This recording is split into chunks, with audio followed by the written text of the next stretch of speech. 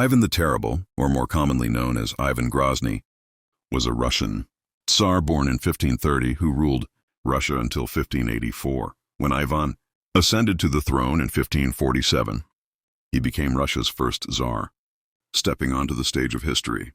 His nickname, Grozny, meaning terrible or formidable, reflects his harsh and sometimes ruthless style of governance. Ivan ascended to the throne at a young age and initially implemented effective reforms to modernize Russia. He strengthened central governance, improved the legal system, and carried out military reforms, making the state more organized. These reforms significantly contributed to the expansion and strengthening of Russia's territories. However, Ivan's reign is not only remembered for reforms.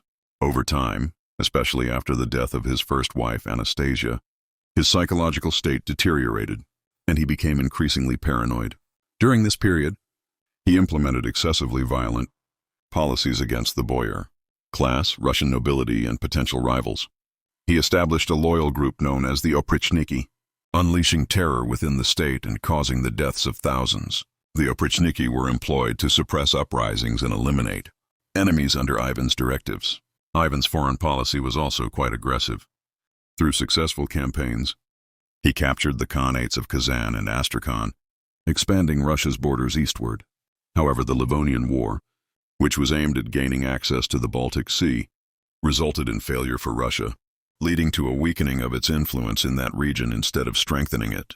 Ivan the Terrible's personal life was as complex as his reign.